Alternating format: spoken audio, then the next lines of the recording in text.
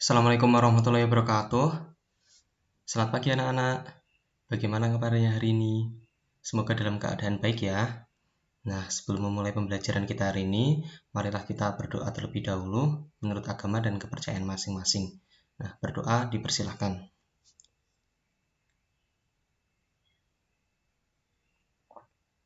Selesai? Nah, pada pagi hari ini kita masuk ke materi pertama ya anak-anak, yaitu tentang pola bilangan.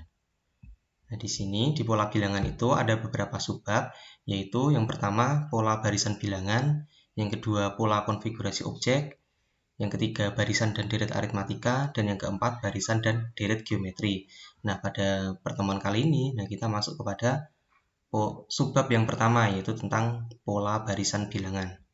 Nah, di sini ada beberapa tujuan pembelajaran yang akan kita capai pada pertemuan ini. Yang pertama yaitu kita dapat memahami konsep pola, dan yang kedua dapat menentukan suku ke n dari suatu barisan bilangan. Nah, suku ke n itu maksudnya apa? Nah, n-nya itu tergantung bilangan keberapa. Misalnya n-nya itu 8 berarti suku ke 8 seperti itu. Dan yang ketiga kita dapat menyelesaikan masalah yang berkaitan dengan pola barisan. Nah, mungkin anak-anak pernah mendengar kata pola ya dalam kehidupan sehari-hari. Nah, pola itu apa? Nah, misalnya seperti ini. Nah, di sini ada pola yang kita temukan dalam ini bunga matahari. Nah, ini mungkin kita bisa mengamati pola dari kelopak bunganya. Nah, ini semakin ke dalam. Nah, ini kan ini pola yang di luar itu lebih sedikit daripada pola yang di dalam. Nah, terus dari ini mungkin cangkang kerang ya. Nah, ini polanya seperti ini, melingkar. Nah, berbentuk spiral dia, semakin keluar semakin besar seperti itu. Atau mungkin ini kita bisa mengamati pola di bunga pinus ya. Nah, ini kan semakin ke atas semakin mengerucut. Jadi ini banyak mahkota bunga. Nah, ini di atasnya semakin sedikit. Atau mungkin ini ya, ini di bunga matahari tadi. Ini terbentuk pola ya di sini susunan biji-biji bunga matahari. Nah, atau di sini. Nah, ini gelas yang kita susun bertingkat. Nah, polanya bagaimana ini? Nah, ini pola di atasnya itu berkurang 1 seperti ya anak-anak ya. Jadi kalau misalnya ini ada 5 tingkat, berarti baris yang gelas yang paling bawah itu jumlahnya 5. Nah, ini kan berkurang 1 di atasnya sampai ke atas mengerucut. Nah, atau di sini. Nah, kita bisa lihat pola dalam penataan rumah. Nah, misalnya ini lajur yang atas sama lajur yang bawah. Nah, kalau kita amati, nah lajur yang atas itu kan bilangannya berapa ini? 1, 3, 5, 7, 9, dan seterusnya. Nah, ini kira-kira bilangan apa anak-anak? Nah, ini adalah bilangan ganjil ya. Nah, yang kita amati coba yang di bawah ini 2, 4, 6, 8. Nah, ini berarti pola bilangan genap ya. Nah, jadi kalau misalnya kita mau menemukan rumah nomor 32 misalnya. Ini misalnya panjang lurus ke sana. Nah, 32 kira-kira yang mana? Yang atas atau yang bawah? Nah, kalau kita amati polanya, nah 32 itu pola yang rumah yang ada di bawah ini ya. Karena 32 itu adalah bilangan genap. Nah, itu adalah salah satu manfaat kita mempelajari pola ya. Kita bisa melihat keteraturan. Nah, jadi pola dalam pengertian sederhana adalah keteraturan ya, begitu ya. Di sini ada keteraturan. Nah, ini kan ada keteraturan ya. Di sini bilangan ganjil semua. Di sini bilangan genap semua. Nah, seperti itu.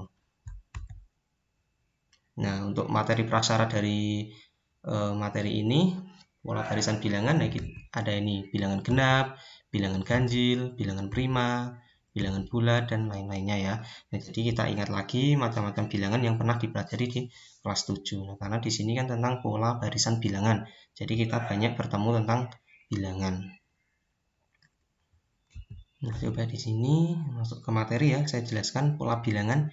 Nah, misalnya di sini ada pita barisan bilangan 2 warna. Pita barisan bilangan. Nah, di sini kan ada warna merah, warna putih, merah, putih, merah, putih. Nah, dia berulang terus ya.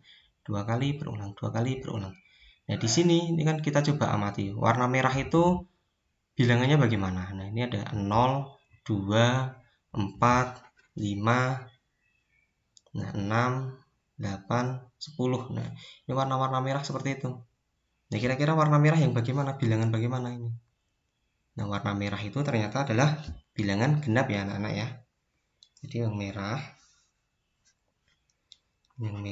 itu genap ya.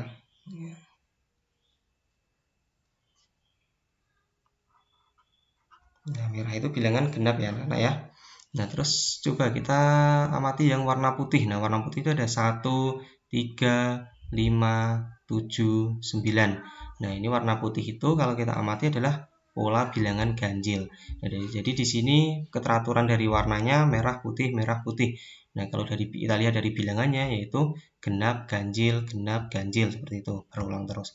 Jadi kalau misalnya jika pita diperpanjang, warna pita pada angka 100 adalah, nah kira-kira warna apa? 100. Nah, 100 itu pasti warna merah ya, karena 100 adalah bilangan genap. Nah, bilangan genap itu bilangan yang bagaimana sih? Nah, masih ingat ya, bilangan genap adalah bilangan yang habis dibagi 2. Nah, 100 kan habis dibagi 2, dapat berapa? 50 ya, 100 dibagi 2, 50. Nah, jadi warna merah karena 100 adalah bilangan genap. Selanjutnya, nah kalau pita diperpanjang, warna pita pada angka 2021. Nah, 2021 kira-kira angka berapa kalau kita perpanjang sini? Nah, kita lihat bilangannya apa? 2021 adalah bilangan ganjil. Nah, kalau bilangan ganjil berarti warna putih ya, karena putih di sini adalah bilangan-bilangan ganjil. Jadi seperti itu. Nah, coba kalau di sini pitanya 3 warna. Nah, di sini ada merah, putih, biru, merah, putih, biru. Nah, dia berulang setiap 3 kali warnanya. Nah, kalau ada pertanyaan warna pita pada angka 100, nah kira-kira berapa? Nah, untuk menjawab pertanyaan ini, kita lihat polanya dulu. Di sini warna merah bagaimana dia bilangannya? Ini kan ada 0, 3, 6. Nah, kalau kita lanjutkan berapa di sini kira-kira? Nah, ini pertambahannya 3 terus ya. Berarti ini 9, selanjutnya 12, 15, 18 dan seterusnya. Kita lihat sekarang yang warna putih. Nah, bilangannya bagaimana dia? Ada 1, 4, 7 dan ini penambahnya 3 lagi juga. Berarti ini 10, nah tambah 3 lagi 13, tambah 3 lagi 16 ya. Terus yang biru. Yang biru di sini 2, 5, 8. Nah, pertambahan 3 lagi. Berarti di sini berapa? 11. Nah, terus ada lagi berapa? 11 tambah 3 ya, berarti 14. Nah, terus berapa lagi? 17 tambah 3. Nah, 20 ya. Nah, ini kan pertambahannya 3. Nah, sekarang kita lihat ini kan berulangnya 3 kali ya. Kita lihat dari keterbagian. Nah, kita bagi dengan 3. Di sini 3 dibagi 3 berapa? 0 dibagi 3. Nah, habis juga ya. 3 dibagi 3, 1. 6 dibagi 3, 2.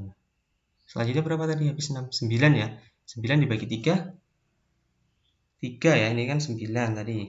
Ini 12, ini 15, ini 21. Nah, ternyata kalau di sini dibagi 3 itu habis ya. Di sini adalah warna merah itu habis dibagi 3. Jadi habis dibagi 3. Nah, sekarang kalau warna putih kira-kira bagaimana kalau kita bagi dengan 3? Nah, kenapa Pak kok dibagi dengan 3? Nah, karena di sini berulangnya kan 3 kali. Dan 3 kali berulang, nah terus 3 kali berulang, 3 kali berulang. Jadi dibagi dengan 3 ya. Nah, di sini kalau dibagi 3, 1 dibagi 3 berapa? Nah, dibagi 3 itu sisa 1 ya. 4 dibagi 3 juga sisa 1. Misalnya kita punya 4 pulpen dibagi kepada 3 orang. Nah, kita sisa 1 ya. Nah, ini berarti pola yang warna putih itu kalau dibagi 3 itu sisa 1. Nah, kalau yang merah, yang biru. Yang biru bagaimana kalau dibagi 3? Coba. 2 dibagi 3, 2 pulpen dibagi 3. Nah, tidak bisa ya, berarti sisa 2. Atau 5 dibagi 3. Kan dapat 3, sisa 2. Berarti ini kalau dibagi 3 ini sisa 2 ya. Nah, seperti itu. Berarti kita bisa lihat keterbagian kita untuk menghitung polanya. Nah, di sini berarti warna pita pada angka 100 berapa? Nah, kita 100 bagi 3. Nah, 100 dibagi 3 itu kan dapat 33 ya, sisa 1. Karena 33 kali 3 kan 99. Nah, berarti masih sisa 1. Nah, kalau sisa 1 bagaimana tadi? Warna apa kira-kira? Nah, yang sisa 1 di sini kan yang bawah ini sisa 1, ini sisa 2. Warna putih. Nah, berarti angka 100 itu adalah warna putih. Nah, jadi seperti itu. Nah, kira-kira kalau polanya berulang 4 kali bagaimana kira-kira? Misalnya merah, putih, biru, kuning. Nah, misalnya merah, putih, biru, kuning. Nah, berarti kita lihat keterbagian dengan 4 ya. Nah, di sini karena 3 kali berulang, berarti kita bagi dengan 3. Terus kita lihat pola angka-angkanya di sini. Nah, seperti itu ya. Nah, sekarang kita masuk ke pola barisan bilangan. Nah, sebelumnya kan ada warna, terus kita kombinasi dengan bilangan. Nah, sekarang kalau misalnya langsung bilangan seperti ini. 2, 6, 10, 14. Nah, untuk menyelesaikan masalah pola barisan bilangan, kita bisa menggunakan operasi ya, misalnya penjumlahan, perkalian, pembagian, pengurangan. Nah, coba kita di sini lihat polanya. Kalau misalnya kita menggunakan ini 2 ke 6, dia lompat berapa?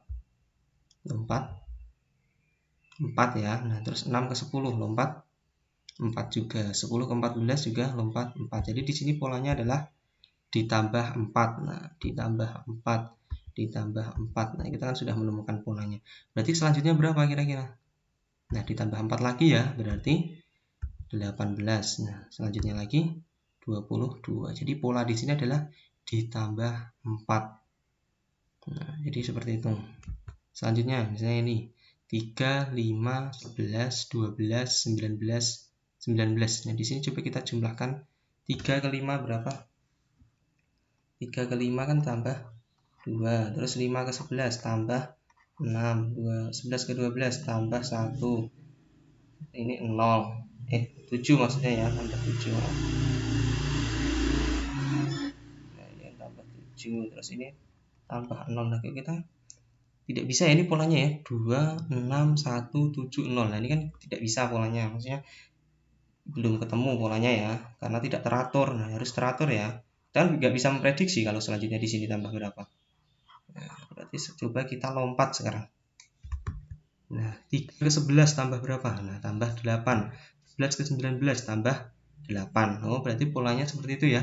Ditambah 8 tapi lompat 1. Nah, selanjutnya yang ini. Berarti ditambah 8 juga. Nah, sekarang lihat yang 5 berapa? 5 ke 12. Nah, itu kan ditambah 7.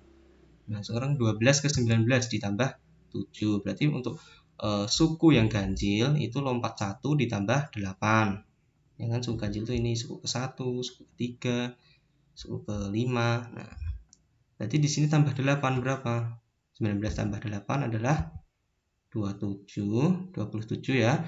Terus yang ini 19 tambah 7 hasilnya adalah 26. Jadi polanya seperti ini. Untuk suku yang genap itu lompat 1. Untuk suku yang genap itu tambah 8. Yang ganjil itu ditambah 7 ya. Nah, sekarang coba lihat ini.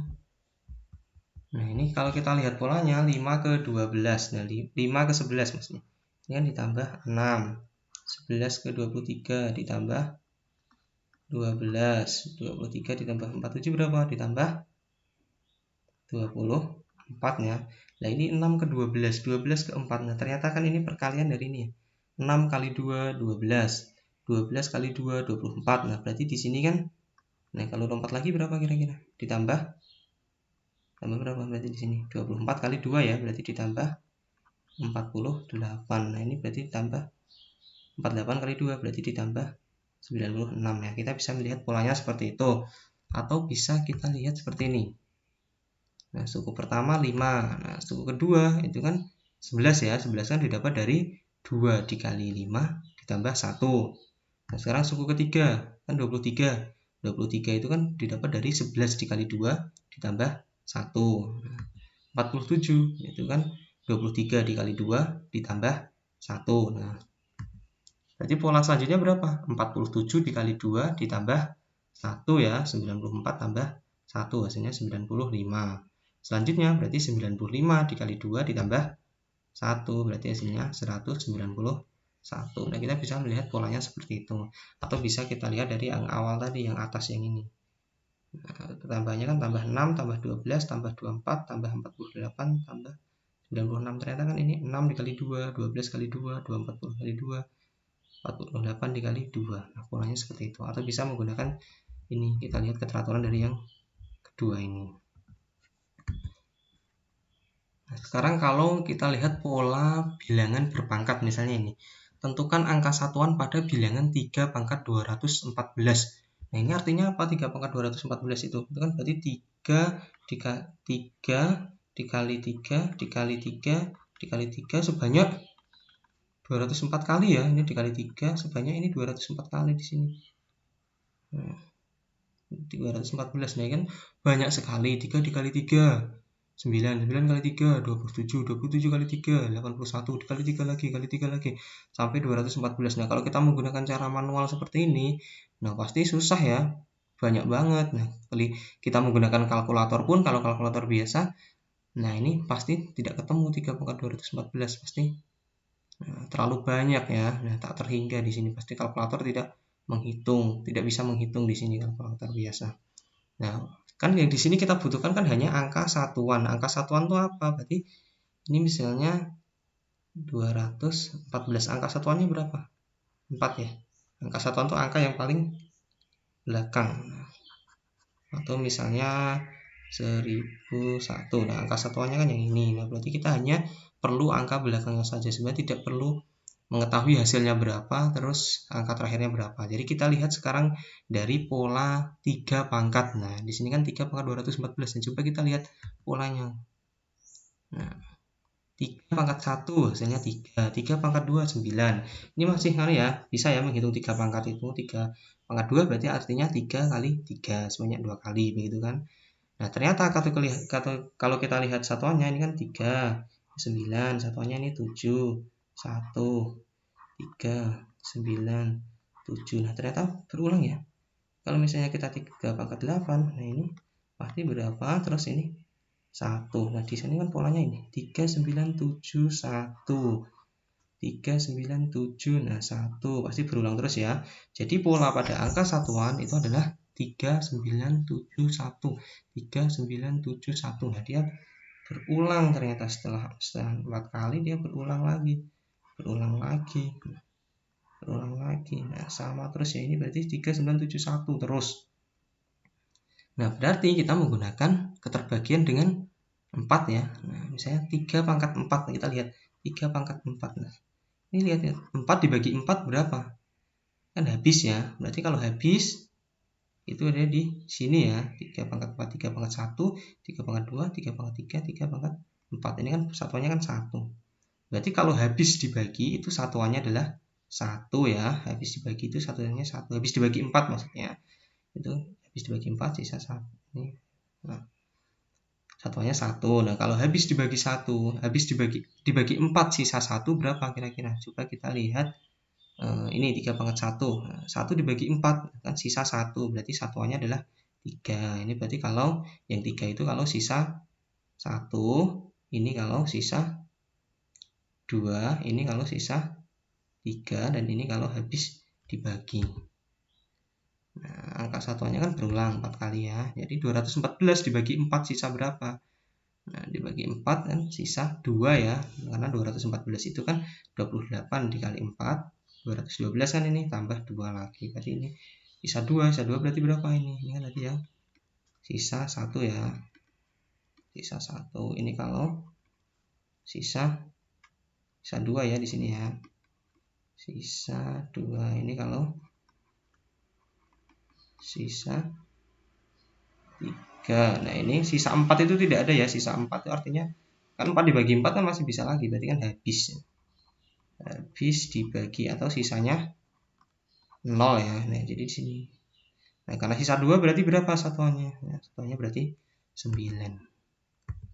Nah, jadi seperti itu kita bisa melihat polanya ya. Nah, terus sekarang ini misalnya ada bilangan angka pada bilangan 9768, 9768, 9768, nah seterusnya diteruskan dengan pola yang sama, tentukan angka ke 2021. Nah, di sini kita juga lihat perulangannya berapa kali di sini coba. 9768, 9768. Oh, ternyata di sini kan. Nah, ternyata sama-sama terus 9768. 976 8, 976 8. Nah, berarti kita menggunakan keterbagian dengan 4 ya, karena berulang 4 kali. Nah, kalau misalnya berulangnya 3 kali, nah berarti dibagi dengan 3. Nanti dicari sisanya. Di sini kan gitu. Nah, 2021 dibagi 4 berapa? Nah, sisa 1 ya. Karena 2021 kan perkalian dari 500 dikali 5, 505 dikali 4 ya, ditambah 1 itu artinya ini apa? Ini artinya sisa ya. Nah, sisa 1. Nah, berarti berapa kalau sisa 1 ya? Seperti yang sebelumnya sebenarnya. Ini kan kalau sisa 1, ini kalau sisa 2, ini kalau sisa 3, ini kalau sisa 0. Sisa 0 itu atau habis dibagi, misalnya 2020, nah dibagi 4, nah sisa berapa? Kan sisanya 0 atau habis dibagi. Berarti 8. Coba kita lihat di sini kan ke 4. Ini ke 8, suku ke 12, suku ke 16. Nah, di sini kan dibagi 4-nya kan selalu habis. Berarti kalau 2020 ya pasti di sini juga kan. Nah, atau ini misalnya. Ini berarti berapa? Suku ketiga dibagi 4 sisa 3. Ya, sisa berapa? Suku ketiga dibagi 4 sisa 3. Nah, ini suku berapa lagi? Nah, seterusnya. Nah, ini berarti ini kalau sisa 1, terus yang 7 itu kalau sisa 2, ini sisa 3, ini kalau habis dibagi. Nah, seperti itu. Nah, dengan pola kita bisa melihat itunya ya, angka ke berapa itu kita bisa lihat, bisa tahu. Nah, sekarang barisan bilangan Fibonacci. Nah, di sini bagaimana? Coba kita lihat. 0, 1, 1, 2, 3, 5, 8, 13, 21, dan seterusnya. Nah, coba kita lihat kalau misalnya menggunakan penjumlahan 0 ke 1 tambah 1, 1 ke 1 tambah 0 ya selisihnya, 1 ke 2 1, 2 ke 3 1, 3 ke 5 2, 5 ke 8 3. Kan kita belum tahu ya polanya bagaimana. Nah, coba kita bisa lihat ini. Nah, 1 itu kan didapat dari 1 tambah 0 ya. 1 tambah 0 dari mana? Nah, ini kan tambah 0. Sekarang ini 2 itu didapat dari 1 ditambah 1 tambah 1 bagaimana? Kan 2 bilangan sebelumnya. Sekarang 3 didapat dari 2 ditambah 1. Nah, 5 didapat dari 3 ditambah 2. Nah, jadi suatu bilangan suku ke n itu adalah penjumlahan dari dua bilangan sebelumnya. Nah, 13 itu kan dapat dari mana 13? Nah, 13 kan 5 ditambah 8. 21 didapat dari mana? 8 ditambah 13. Nah, selanjutnya berarti berapa di sini? Berarti 13 tambah 21 kan berarti di sini berapa? Nah, 13 tambah 21 itu kan berarti 34 ya di sini. Nah, terus yang selanjutnya kalau 34 sudah ketemu berarti 34 kan di sini. Nah, berarti selanjutnya adalah 21 ditambah 34. Nah, 21 tambah 34 berapa? 55. Nah, jadi seperti itu ya menggunakan pola barisan bilangan. Nah, apa yang kita simpulkan dari materi ini? Nah, untuk menentukan pola atau suku ke n dari suatu barisan bilangan, nah kita bisa menggunakan itu ya operasi bilangan ya, bisa penjumlahan, perkalian, pembagian, pengurangan. Nah, di sini hanya kita jeli saja dalam menentukan polanya. Bisa lompat, bisa tidak lompat, bisa menggunakan penjumlahan seperti ini. Nah, kalian bisa menentukan sendiri ya nanti ya. Yang penting kalian jeli dalam melihat suatu barisan. Nah, kalau sudah ketemu polanya, nah, sudah melihat keteraturan, nah, pasti kita bisa menentukan suku selanjutnya. Nah, bilangan selanjutnya dari ini, barisan bilangan. Nah, di sini ada tugas. Nah, tugas 1 nanti saya akan upload di Google Classroom. Nah, nanti kerjakan di buku tulis ya, kemudian difoto dan dikumpulkan di Google Classroom. Nah, pengerjaannya bagaimana? Kerjakan dengan cara pengerjaannya ya, jangan langsung jawaban. Nah, ini soalnya juga ditulis biar kalau misalnya kalian belajar, nah, kita bisa tahu lagi misalnya di sini ada jawabannya misalnya 12 ya. Kalau langsung jawaban, 12 dari mana ya? Tapi kalau kita tulis soalnya, kita tulis cara pengerjaannya, nanti kalau kita misalnya belajar lagi, nah kita buka-buka lagi, nah kita bisa lihat, oh ini 12 dari mana sih? Nah, kan kita bisa tahu. Jadi silahkan dikerjakan, nanti pengumpulannya di Google Classroom juga. Nah, deadline-nya adalah ini kan sekarang hari Senin ya, hari Selasa ya berarti ya. pengumpulannya deadline-nya hari Selasa. Jadi kalau misalnya mau kerjakan hari ini, nah boleh banget. Nah, mungkin itu ya dari saya. Untuk materi selanjutnya kita akan belajar mengenai pola konfigurasi objek. Nah, apa itu pola konfigurasi objek? Nah, kalian bisa misalnya, apa ya yang Pak Edi tadi bilang konfigurasi itu objek apa? Nah, kalian bisa searching dulu atau buka-buka buku paket atau buku yang lainnya. Sangat banyak ya sumbernya, bisa buka di internet atau bisa buka YouTube. Nah, demikian pembelajaran kita hari ini. Nah, semoga bermanfaat ya. Nah, kita akhiri. Wassalamualaikum warahmatullahi wabarakatuh.